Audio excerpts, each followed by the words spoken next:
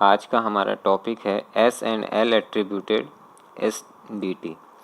Last lecture में हमने synthesized और इनहेरिटेड एट्रीब्यूट के बारे में पढ़ा था। इस टॉपिक को पढ़ने से पहले थोड़ा सा हम सिंथेसाइज्ड और इनहेरिटेड एट्रीब्यूट के बारे में देख लेते हैं।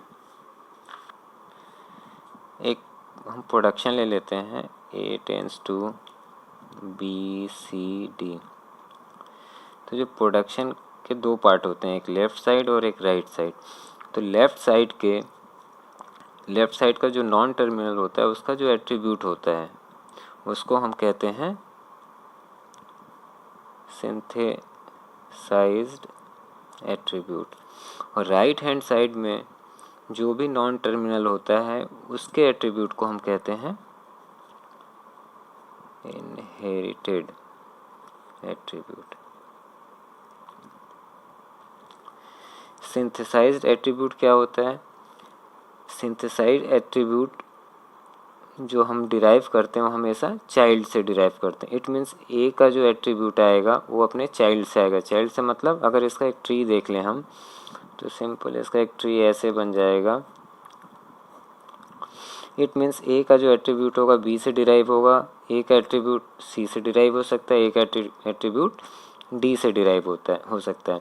तो इस केस में जो ए का एट्रीब्यूट होगा उसको हम कहेंगे सिंथेसाइज्ड एट्रीब्यूट। ओके, अब इनहेरिटेड एट्रीब्यूट के बारे में देख लेते हैं। इसी ट्री में अगर हम बी की बात करें तो बी का जो एट्रीब्यूट होगा वो अपने फादर से डिराइव हो सकता है या फिर अपने सिबलिंग से डिराइव हो सकता है। उसी तरह सी का एट्रीब्यूट जो होगा अपने फादर से डिराइव होगा या फिर अपने दोनों सिबलिंग लेफ्ट और राइट से। इट मीन्स इनहेरिटेड एट्रीब्यूट में जो एट्रीब्यूट डिराइव होता है वो अपने पेरेंट से डिराइव होता है या फिर अपने सिबलिंग से डिराइव होता है। ओके, तो हम अपने वापस टॉपिक पे आते हैं। तो हमने अभी तक जो एस डी टी पढ़ा, बेसिकली एस डी टी दो तरीके का होता है। पहला S attributed S D T, S attributed S D T, दूसरा L attributed S D T. हम डिफरेंस समझ लेते हैं, डिफरेंस क्या होता है। पहले S attributed S D T में हम समझ लेते हैं क्या होता है। जो इसमें जो हम एट्रीब्यूट यूज़ करेंगे वो केवल और केवल सिंथेसाइज्ड एट्रीब्यूट होगा, केवल और केवल सिंथेसाइज्ड एट्रीब्यूट होगा। इट मीन्स कि सपोज एक production A tends to B C D, तो जब हम इसका सिमेंटिक्स रूल या सिमेंटिक एक्शन लिखेंगे तो कैसे लिखेंगे? ए में जो वैल्यू आएगी बी से आएगी, यानी ए जो अपनी वैल्यू ले सकता है बी से, ए में जो वैल्यू लेगा, ए में जो वैल्यू आएगी वो सी से, यानी ए सी से ले सकता है, ए या फिर डी से, यानी जो पेरेंट है वो अपने चाइल्ड से वैल्यू ले रहा है। ओके, तो S attributed S D T में सिर्फ और सिर्फ सिंथेसाइज्ड एट्रीब्यूट हम यूज़ करते हैं, पहला पॉइंट। दूसरा, semantic action is placed at right hand side, यानी जो सिमेंटिक एक्शन या सिमेंटिक रूल्स हम लिखेंगे वो हम राइट हैंड साइड में भी क्या, राइट मोस्ट साइड। यानी जैसे हम एग्जांपल देख लें, अगर A tends to B C D है तो इसके सबसे राइट मोस्ट में हम लिखेंगे सिमेंटिक रूल, यानी सिमेंटिक रूल यहाँ पे आएगा। ऊपर एग्जांपल जो लिखा था हमने A tends to B C D, तो ये हमने इसका जो सिमेंटिक रूल था इसके राइट हैंड साइड में लिखा था। ओके, तो यही कह रहा है कि जो सिमेंटिक एक्शन या रूल्स होंगे वो हमेशा राइट मोस्ट साइड में लिखे जाएंगे S attributed S D T में। ओके, लास्ट पॉइंट क्या है इसमें जो होता है बॉटम अप मैनर में ट्रेवर्सिंग होती है, हम कह सकते हैं बॉटम अप पार्सिंग होता है। देख लेते हैं, अगर एग्जाम्पल है हमारा A tends to B C D, तो अगर इसका ट्री कंस्ट्रक्ट करें हम तो A tends to B C और डी। ओके, इस तरीके से होगा।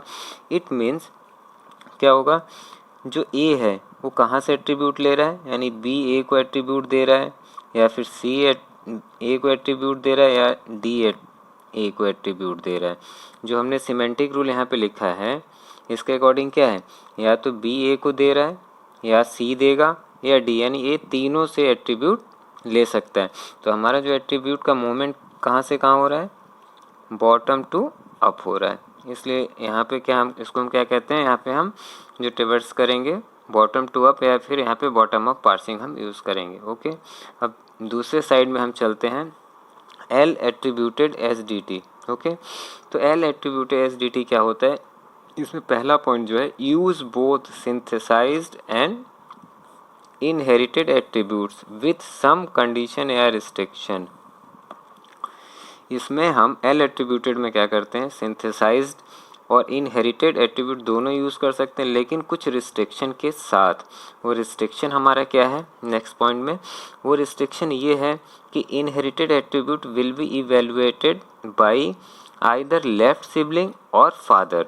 इसका मतलब या तो अपने लेफ्ट साइड से ले सकता है या फिर अपने फादर से, राइट साइड से नहीं लेगा। अगर राइट साइड से ले रहा है तो एल एट्रीब्यूटेड नहीं होगा, इनहेरिटेड तो होगा लेकिन एल एट्रीब्यूटेड नहीं होगा। क्यों? क्योंकि एल एट्रीब्यूटेड में या तो फादर से लेगा या फिर लेफ्ट सिबलिंग से लेगा। ओके, जैसे कि एग्जांपल हम लिखते हैं, A tends to B C D.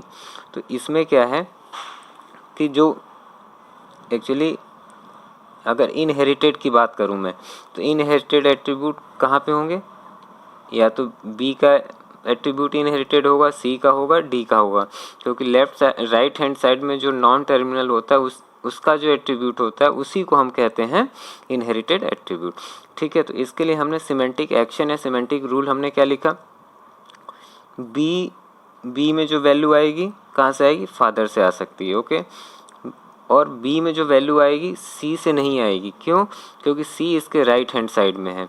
हमारा कंडीशन क्या है कि इसमें इनहेरिटेड एट्रीब्यूट जो होगा वो अपने फादर से ले सकता है या फिर अपने लेफ्ट वाले सिबलिंग से, राइट से नहीं लेगा। सी और डी इसके राइट सिबलिंग है। ओके, तो बी में जो वैल्यू आएगी सिर्फ और सिर्फ वो ए से आ सकती है। उसी तरीके से अगर सी की बात करें, सी में जो वैल्यू आएगी ए से आ सकती है या फिर बी से आ सकती है। डी से वैल्यू नहीं आएगी क्योंकि डी इसका राइट सिबलिंग है।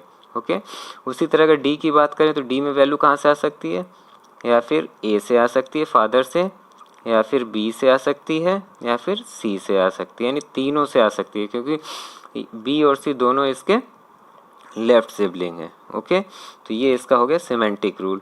बहुत सिंपल सा है कि रिस्ट्रिक्शन बस इतना ही है कि कोई भी नॉन टर्मिनल होगा जो उसका एट्रीब्यूट जनरेट होगा वो लेफ्ट वाले सिबलिंग से ही जनरेट होगा या फिर उसके फादर से जनरेट होगा। ओके, अगर हम यहाँ पे ये लिखते हैं, suppose C dot val equals to D dot val, यहाँ पे क्या है, सी किससे वैल्यू ले रहा है, डी से, तो ये गलत होगा क्योंकि डी क्या है, सी का राइट सिबलिंग है। ओके, नेक्स्ट पॉइंट पे चलते हैं, लास्ट पॉइंट।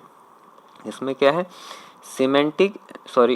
लास्ट पॉइंट नहीं है, semantic action is place at the right hand side, A bracket में हमने लिखा है एनीवेयर, यानी जो सिमेंटिक एक्शन है, सिमेंटिक रूल लिखे जाएंगे वो राइट हैंड साइड में ही लिखे जाएंगे, लेकिन एस एट्रीब्यूटेड की तरह फिक्स नहीं कि सबसे राइट में। एस एट्रीब्यूटेड में क्या था कि हम ये प्रोडक्शन है तो प्रोडक्शन के बाद हम सिमेंटिक रूल से एक्शन लिखते थे, लेकिन एल एट्रीब्यूटेड में हम कहीं भी लिख सकते हैं। जैसे ये हमारा प्रोडक्शन है, A tends to B C D, तो इस प्रोडक्शन के लिए हम सिमेंटिक रूल यहाँ लिखा हुआ है, ये एस आर सिमेंटिक और स्टैंड फॉर रूल। ठीक है, तो यहाँ पे हमने सिमेंटिक रूल सबसे लास्ट में लिखा हुआ है। सेकेंड प्रोडक्शन में हमने सिमेंटिक रूल कहाँ लिख दिया, पहले लिख दिया। यहाँ कहाँ लिख दिया, बीच में लिख दिया। यहाँ कहाँ लिख दिया, सी के बाद। यानी जो L attributed S D T होता है उसमें semantic rule right hand side में कहीं भी हम उसको डिफाइन कर सकते हैं। ओके, नेक्स्ट और इम्पॉर्टेंट पॉइंट, इसमें जो हम ट्रेवर्सिंग करते हैं डेप्थ फर्स्ट और लेफ़्ट टू राइट मूवमेंट होता है। ओके, कैसे होता है देख लेते हैं। अगर ये हमारा प्रोडक्शन है तो इसका एक सिंपल जनरल वे में अगर हम ट्री बनाएं तो क्या बन जाएगा, ए बी सी और डी। तो एल एट्रीब्यूटेड कौन कौन से होंगे, या तो बी का होगा या सी का होगा या फिर डी का होगा। ये जो इनके जो एट्रीब्यूट होंगे वो हमारे इनहेरिटेड एट्रीब्यूट होंगे। एल एट्रीब्यूट नहीं, बी सी डी का जो एट्रीब्यूट होगा वो इनहेरिटेड एट्रीब्यूट होगा। तो अब एक चीज़ देखें, बी वैल्यू कहाँ से ले सकता है, अपने फादर से लेगा। ओके, सी वैल्यू कहाँ से लेगा, या तो अपने फादर से ले सकता है या फिर अपने सिबलिंग से ले सकता है। अगर हम रिवर्स करें तो यहाँ से वैल्यू बी में आ रही है, ठीक है, बी से वैल्यू फिर सी में जा रही है और सी ए से भी ले रहा है, और सी से जो वैल्यू जाए, सी से जो वैल्यू सी से वैल्यू कहाँ जाएगी, यहाँ से ये डी में जाएगी, ओके, और यहाँ से ए से तो वैल्यू आ ही सकती है डी में। इसका मतलब बी ए से वैल्यू लेगा, सी ए से लेगा और डी ए से लेगा। तो पहला हमारा क्या है, ए से बी आ रहा है, डेप्थ फर्स्ट, ओके। दूसरा वैल्यू कहाँ से कहाँ प्रोपोगेट हो रहा है, लेफ़्ट टू राइट प्रोपोगेट हो रहा है, यानी बी से सी, सी से डी आ रहा है। तो इसीलिए हमने क्या लिखा है, depth first left to right parsing, यानी वैल्यू जो ऊपर से नीचे आ रही है और लेफ़्ट टू राइट जा रही है, ओके। आई थिंक अब आप लोग को ये क्लियर हो गया होगा कि S attributed S D T और L attributed S D T क्या होता है। अगर अभी भी किसी को डाउट होगा कि सिंथेसाइज्ड एट्रीब्यूट और इनहेरिटेड एट्रीब्यूट में, तो मैं डिस्क्रिप्शन में इसका प्रीवियस जो लेक्चर था उसका लिंक दे दूंगा, वहाँ पे जाके आप इसको देख सकते हैं और इसको और भी क्लियर कर सकते हैं। Okay, thank you.